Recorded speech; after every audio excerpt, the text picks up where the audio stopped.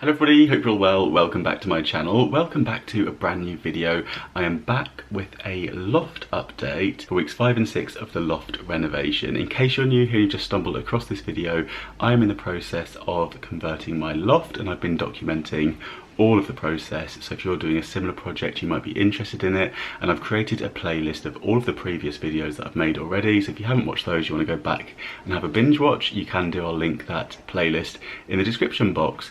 But today I'm back with an update of weeks 5 and 6. So I'm going to start off by jumping into some footage to show you where things are at, and we'll go from there. So before we get into it, if you're new here, do click subscribe for new videos every single week, and if you enjoy this update on the loft renovation, then do give this video a thumbs up. This is the current situation on the landing. As you can see, there is no ceiling here. This is where the stairs will be continuing up. So we have the bedroom door and the bathroom door over there and the radiator there. So the stairs will continue up here, go around, and you will make your way in to the loft through here. And from up here you can see that things are starting to take shape. So this is the door that will be coming into the main space, and then here along this line here will be the bathroom. Now the bathroom, I don't know, it's slightly smaller than I was anticipating. I'm not sure why. Maybe because all the plasterboard's gone on now, but it's looking great. But I'm looking at different options for the sinks. I think we might need something slightly more compact, and also for the shower I might go for a quadrant style, because I think again it's going to be tricky to fit everything in with the doors and hinges. And I think we're looking at getting a pocket door, because the door into the main space I think will end up knocking into that if we're not careful. So yeah, we're looking at different options for that. And then plasterboard is going on. I think we've got plasterers coming tomorrow. We've kept the alcove here because there's actually quite a lot of space in there, which is always handy. You know, if we put a desk against here or anything really to put things underneath there, all additional space. Perhaps we could put some shelves in there, I'm not sure yet. But we've also got plenty of space over here as well. So I think I'm going to box this in. So we've got the eaves storage, and then there will be some maybe extra shelving here or something like that. Just make sure we're using every little bit of space for storage. The windows have gone in. I'll be showing you more about the windows in a separate video, because I'm actually going to be working with Velux on a video especially for those. And then down here in between the two windows we have a plug socket ready to go. I thought it would be good to get a socket in between the windows. And then over to the left here we have some more space, which again will be eaves storage. And then on this side we have plenty of space if you do want to add a wardrobe or some taller storage along that wall there.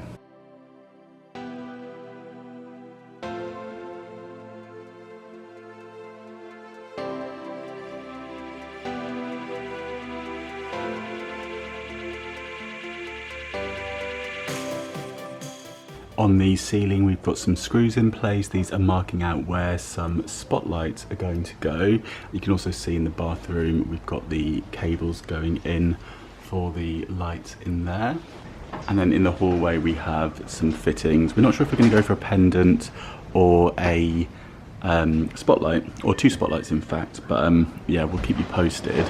And then on this section here where you come up the stairs, I was thinking we might add a bookshelf right the way up there, which would be a great place for some out the way storage, so you could access it from reaching over the wall here. And I thought that would just be a really nice place to store some things and make most of that height here.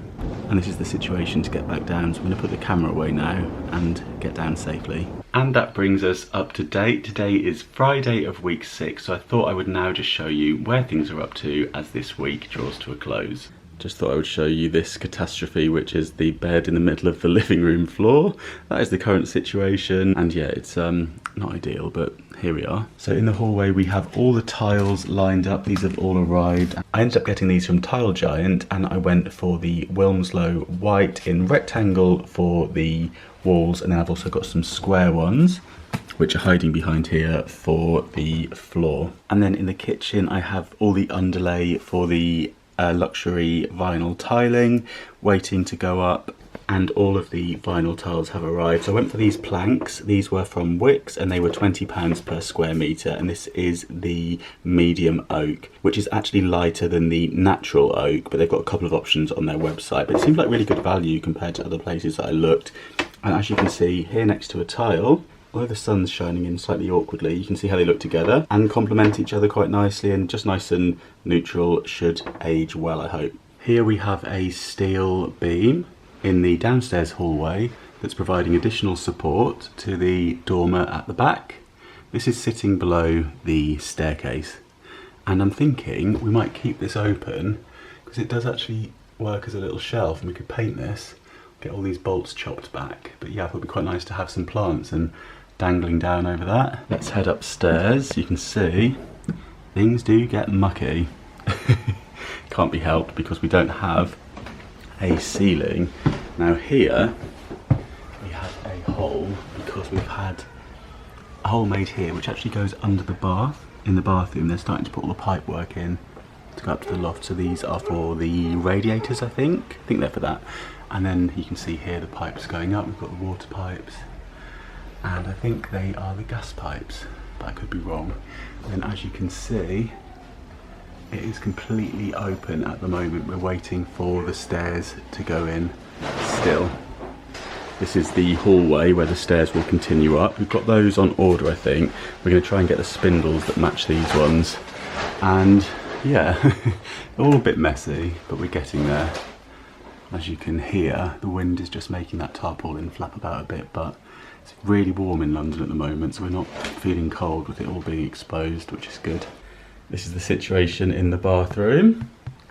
Here we have a tea and coffee station, and this is how the bedroom's looking at the moment. So this lamp's come down from the landing. It might be a bit big to hang in the new landing up the top. We're experimenting and we're going to see how it looks. But yeah, everything's boxed up in here, and the bed is now without mattress, and it's just got some random old bedding on it. Oh, excuse me, can you hear in my voice? The dust gets everywhere. But yeah, we're having to still kind of use this room a bit just to kind of dry washing in and stuff. Random filming lamp. It is chaos, it really is, but yeah, just having to kind of muddle through. So at some point what I'm going to do is take the bed apart, and I'm going to get them to redo all the floors in here with the same wood luxury vinyl tile that I've just shown you from Wix. But before that, we have to get all this plastered. They have boarded it all. You may remember there was a couple of accidents, so it's all been boarded. We're just waiting for that to get plastered. I think the plasterer is coming soon. He'll probably do all of it together as well as up in the loft. I picked up some massive dust sheets from Wilko's. These ones are quite good because they are kind of like, almost like a fabric, which is quite good because it doesn't tear. And I actually used it to wrap the mattress in before I took the mattress down. Obviously transporting a super king size mattress down to the living room in such dusty circumstances wasn't ideal, so I actually wrapped it in one of those first, so that way I could get it down there and it didn't, you know, get all the dust all over it. So that seemed to do the trick, and I've saved it to use it again. They seem like they're going to last, so that's always good. So I'll be able to use those for any decorating or just to, you know, cordon off any areas if the builders need to do anything. So we have a ladder going up here, but I prefer to use the one on the roof garden because I feel like it feels a little bit safer. The drop isn't quite so, well, yeah, it's not that. So I'm going to go and climb up and we'll have a look around the loft.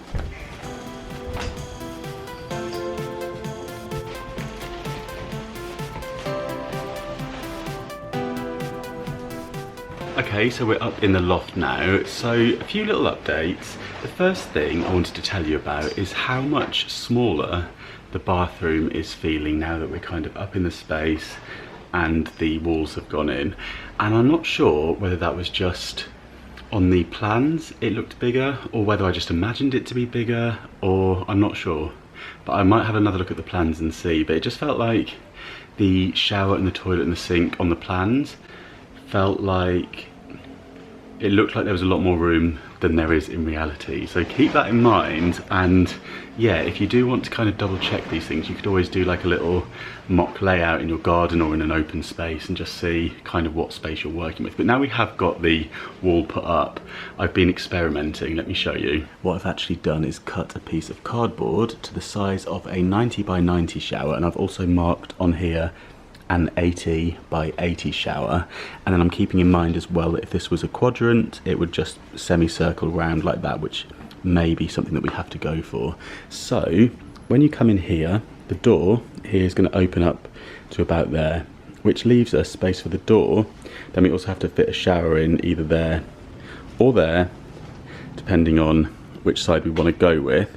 We've decided to put it into this corner to make the most of this alcove. So what I'm going to get them to do is remove the last couple of bricks on the chimney here, which will just allow the shower to tuck right up into this corner. I'm hoping to really make the most of that space. Let me show you it. So you can see there how it's going to be.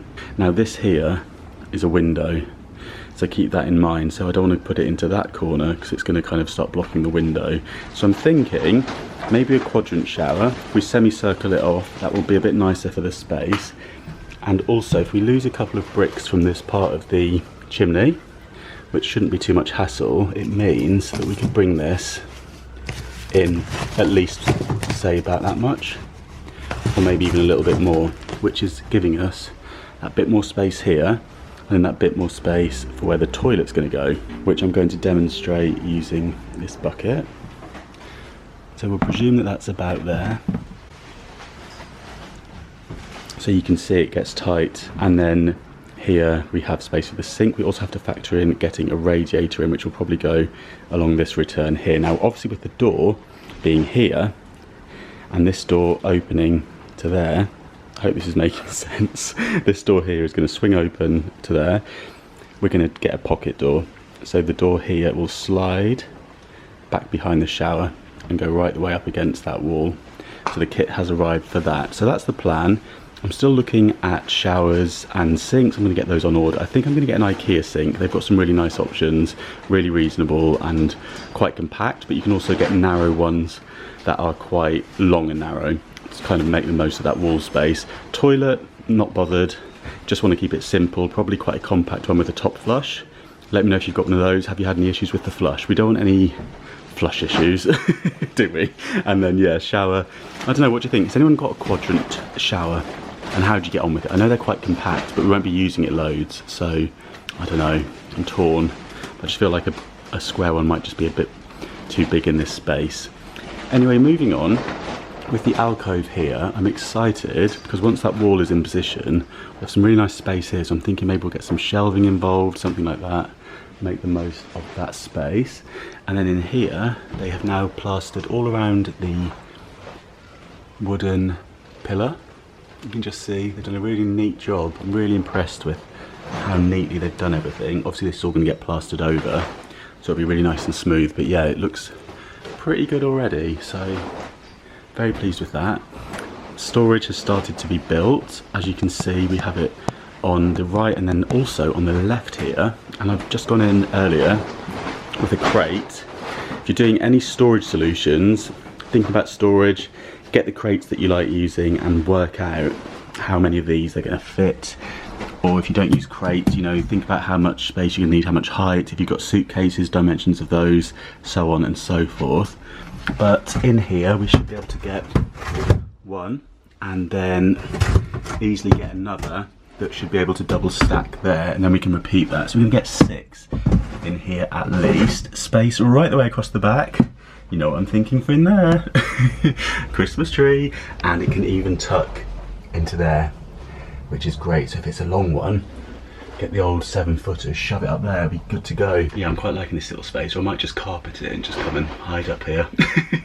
Anyway, moving on. The wall on the back of the landing has started to go up, and we have plenty of space at full height across here, so a really good position to put wardrobes. You can go right the way up to the ceiling there. And I asked them to keep this section here free of any doors. The reason why we haven't got double doors there is because if I did want to make an entire storage unit right the way across, it could come into here and not, you know, be blocking any doors off. So there's the option to do that, or bookshelves, or whatever you want. Or equally, if you wanted to make a little area here, you know, perhaps with a sofa or something like that, then again, it's not blocking a door. We've got a really nice bit of depth there of 70 centimeters, which, you know, a Pax wardrobe from Ikea is 60, so plenty of room for the doors to open.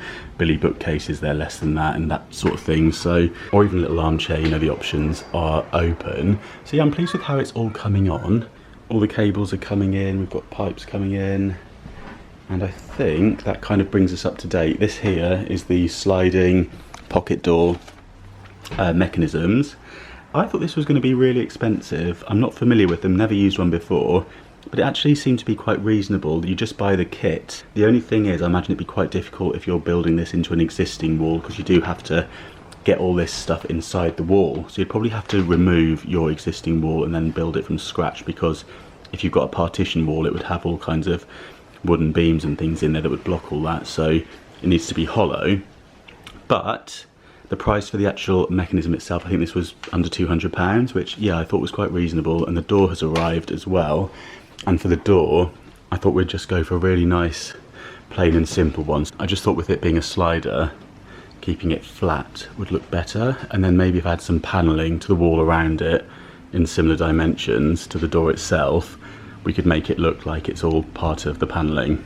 That's kind of an idea that I'm thinking about anyway. And yeah, I'm going to leave you with a little look at the floor and the dust. And yeah, thanks for tuning in. Thanks for following along if you've been following from the start, or if you're just new here, thanks for popping by, and do feel free to go and have a look at the videos that I've already uploaded if you missed any. And I make other videos too, so some of those might be up your street. So yeah, don't forget, you can always catch me over on Instagram. It's Mr Carrington or Mr Carrington Home, where I upload all of my house kind of stuff on Mr Carrington Home, or you can see what I'm up to day to day on Mr Carrington. I'd love to see you over there as well. But yeah, thank you so much for watching. If you're new here, don't forget to click subscribe. We are nearly at, I think, 65,000 subscribers, which is crazy. So if you've been watching for a while and you haven't subscribed already, please do. Give the video a little thumbs up if you enjoyed it. Thank you so much for watching, and I'll see you soon. Bye.